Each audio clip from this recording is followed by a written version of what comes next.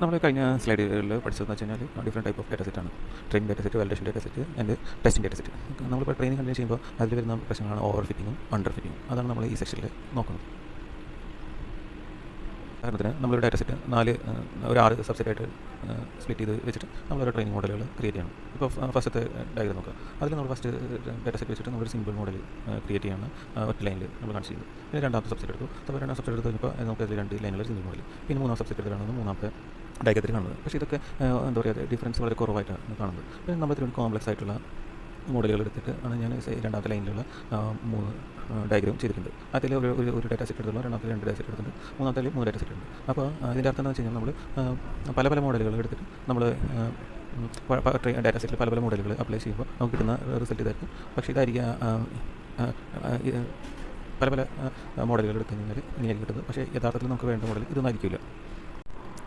ഈ ഡയഗ്രത്തിൽ നമ്മൾ over fitting under fitting എങ്ങനെയാണെന്ന് നോക്കുന്നത്. അപ്പോൾ ഒരു മോഡലിൽ നമ്മളിപ്പോൾ ഒരു ടെസ്റ്റ് ഡേറ്റയിൽ നമ്മൾ മോഡൽ പെർഫോം ചെയ്തിട്ട് അത് നന്നായിട്ട് വർക്ക് ചെയ്യുന്നുണ്ടെങ്കിൽ അത് പെർഫോം നന്നായിട്ട് ചെയ്യുന്നുണ്ടെങ്കിൽ ഗുഡ് മോഡലായിരിക്കും. ഇല്ലെങ്കിൽ നമ്മൾ എന്തെങ്കിലും ട്രെയിനിങ് സെറ്റിൽ നമുക്കിപ്പോൾ ആ മോഡൽ നന്നായിട്ട് വർക്ക് ചെയ്യുന്നുണ്ടെങ്കിൽ അത് ഒന്നില്ലെങ്കിൽ അത് ഒരു ഓവർ ഫിറ്റിംഗ് സിറ്റുവേഷൻ അല്ലെങ്കിൽ അണ്ടർ ഫിറ്റിംഗ് സിറ്റുവേഷൻ എങ്ങനെയാണെന്ന് നോക്കുന്നത്. ഓവർ ഫിറ്റിംഗ് എന്ന് വെച്ച് കഴിഞ്ഞാൽ ഇപ്പോൾ ഡാറ്റ സെറ്റിൽ ഒരുപാട് നോയ്സ് ഉണ്ട് എന്ന് കരുതുക. അപ്പോൾ അത് ചിലപ്പോൾ അത് ഈ ഓവർ ഫിറ്റിംഗിലേക്ക് നയിച്ചേക്കാം.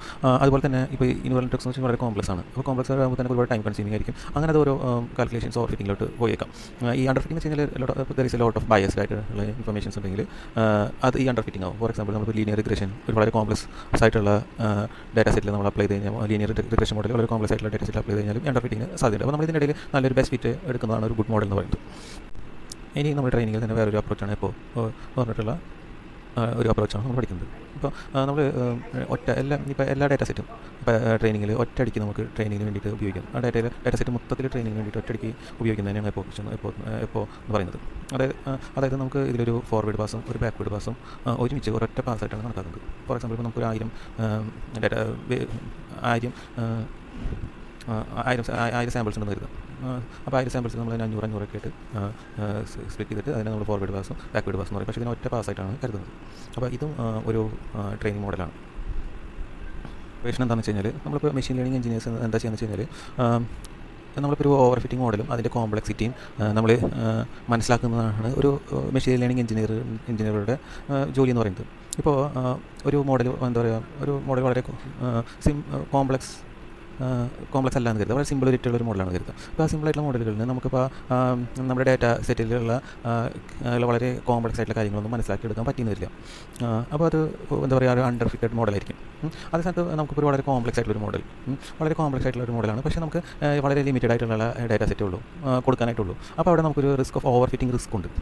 അപ്പോൾ നമ്മളൊരു ഡീപ്പ് ലേണിംഗിൽ നമ്മുടെ ബെസ്റ്റ് അപ്രോച്ച് എന്ന് പറഞ്ഞു കഴിഞ്ഞാൽ നമ്മൾ വളരെ കോംപ്ലക്സ് ആയിട്ടുള്ള പ്രോബ്ലം വളരെ കോംപ്ലക്സ് ആയിട്ടുള്ള മോഡലുകൾ വെച്ചിട്ട് എൻകൗണ്ടർ ചെയ്യുകയും എന്നിട്ട് അതിലുണ്ടാകുന്ന ഇഷ്യൂസുകൾ പ്രിവെൻറ്റ് ചെയ്യാൻ വേണ്ടിയിട്ടുള്ള മെഷേഴ്സും, അതായത് ഇഷ്യൂസ് എന്ന് വെച്ച് കഴിഞ്ഞാൽ അത് ഓവർ ഫിറ്റിംഗ് ആവാതിരിക്കാൻ വേണ്ടിയിട്ടുള്ള മെഷേഴ്സ് എടുക്കുകയും ചെയ്യുന്നതാണ് ഒരു മെഷീൻ ലേണിംഗ് എഞ്ചിനീയറുടെ എന്താ പറയുക പ്രാപ്തി എന്ന് പറയുന്നത്. രണ്ടാമത്തെ നിഗമനം എന്താണെന്ന് വിചാരിച്ചു കഴിഞ്ഞാൽ, ഒബ്സർവേഷൻ എന്താണെന്ന് വിചാരിച്ചു കഴിഞ്ഞാൽ, നമ്മളിപ്പോൾ പരിശീലിപ്പിക്കാൻ ഉപയോഗിച്ച ഡാറ്റ സെറ്റ് ഉപയോഗിച്ച് നമുക്കൊരു മോഡലിനെ വിലയിരുത്തുന്നത് ഇത് ശരിയായിട്ടുള്ള നടപടിയല്ല. അപ്പോൾ അതായത് ചിലപ്പോൾ നമ്മളിപ്പോൾ ഒരു ലീനിയർ ഫിറ്റിനേക്കാൾ ഒരു 12 അല്ലെങ്കിൽ 10 ഡിഗ്രി പോളിനോമിയൽ മോഡലാണ് അഭികാമ്യം എന്ന് നമുക്ക് പലപ്പോഴും നമുക്ക് തോന്നാം.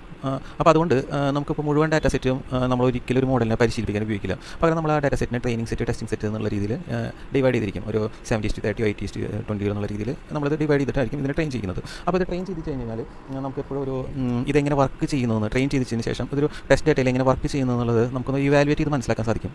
അപ്പോൾ എന്നാലാണ് നമുക്കൊരു ഈ മോഡലിനെ ഒന്ന് വിലയിരുത്താൻ പറ്റുള്ളൂ, നല്ലതാണോ അല്ലേ എന്നുള്ള കാര്യങ്ങൾ വിലയിരുത്താൻ പറ്റുള്ളൂ. അപ്പോൾ നമ്മൾ മുൻകൂട്ടി നമ്മളിപ്പോൾ ടെസ്റ്റ് ഡാറ്റയിൽ നമ്മൾ ഇതെങ്ങനെ വർക്ക് ചെയ്യുന്നു നമുക്കറിയില്ല. അപ്പോൾ അത് കാരണം അതങ്ങനെ ടെസ്റ്റ് ഡാറ്റയിൽ ഈ മോഡൽ എങ്ങനെ വർക്ക് ചെയ്യുന്നുള്ള കാര്യങ്ങൾ നമ്മൾ കൺസ്ട്രക്ട് ചെയ്യുന്നത് ട്രെയിൻ ഡാറ്റ സെറ്റ് വെച്ചിട്ടാണ്. അപ്പോൾ നമുക്ക് അത് വെച്ചിട്ട് നമുക്ക് ടെസ്റ്റ് ഡാറ്റയിൽ ഇതെങ്ങനെ വർക്ക് ചെയ്യുന്നുള്ളത് മനസ്സിലാക്കിയിട്ട് നമുക്കതൊരു നിഗമനത്തിലെത്താൻ പറ്റും. അപ്പോൾ ഇതാണ് second observation. Over fitting issues നമുക്ക് കണ്ടുപിടിച്ച് കഴിഞ്ഞാൽ പിന്നെ അത് ശരിയാക്കാനുള്ള ടെക്നിക്സാണ് നമ്മളിതിൽ പറയുന്നത്.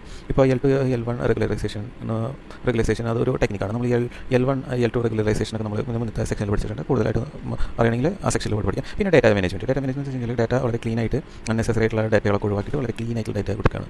അത് കഴിഞ്ഞിട്ട് ഡാറ്റ അക്കോമഡേഷൻ വെച്ച് കഴിഞ്ഞാൽ ട്രെയിനിങ് ഡാറ്റ സെറ്റിൻ്റെ സൈസ് കൂട്ടുക, എണ്ണം കൂട്ടി കൊടുക്കുക ഡാറ്റ അക്കോമഡേഷൻ. പിന്നെ ബാച്ച് നോർമലൈസേഷൻ വെച്ച് കഴിഞ്ഞാൽ നമ്മൾ ഇമേജസ് ആണെങ്കിൽ പല രീതിയിൽ ഫ്ലിപ്പ് ചെയ്യുക, ക്രോപ്പ് ചെയ്യുക, സൈസ് ഒരേപോലെ ആക്കുക, അങ്ങനെയുള്ള കാര്യങ്ങളൊക്കെയാണ് ഈ ബാച്ച് നോർമലൈസേഷനിൽ വരുന്നത്. പിന്നെ ഡ്രോപ്പ് ഔട്ട്സ് എന്ന് വെച്ച് കഴിഞ്ഞാൽ ഒരു പർട്ടിക്കുലർ വേരിയബിളിൻ്റെ ഇൻകമിങ് ഔട്ട് ഗോയിങ് നെറ്റ്വർക്കുകൾ പെട്ടെന്ന് കട്ട് ചെയ്യുന്നതിനാണ് ഡ്രോപ്പ് ഔട്ട്സ് എന്ന്. ഈ വെയിറ്റ് ഡിക്കേ എന്ന് വെച്ച് കഴിഞ്ഞാൽ നമ്മൾ ഇതിൻ്റെ വെയിറ്റ്സ് അതായത് ന്യൂറൽ നെറ്റ്വർക്കിൻ്റെ വെയിറ്റ്സ് നമ്മൾ കുറച്ച് കൊണ്ടുവരുന്നതിനാണ് വെയിറ്റ്സ് ഡിക്കേ എന്ന് പറയുന്നത്. പിന്നെ ഏർലി സ്റ്റോപ്പിംഗ് എന്ന് വെച്ച് കഴിഞ്ഞാൽ ഇതിൻ്റെ വാലിഡേഷൻ മോഡലിൻ്റെ പെർഫോമൻസ് മോശമായിട്ട് വരുമ്പോൾ നമ്മൾ പെട്ടെന്ന് തന്നെ അത് സ്റ്റോപ്പ് ചെയ്യുക, അതിനാണ് ഏർലി സ്റ്റോപ്പിംഗ് മെത്തേഡ് എന്ന് പറയുന്നത്.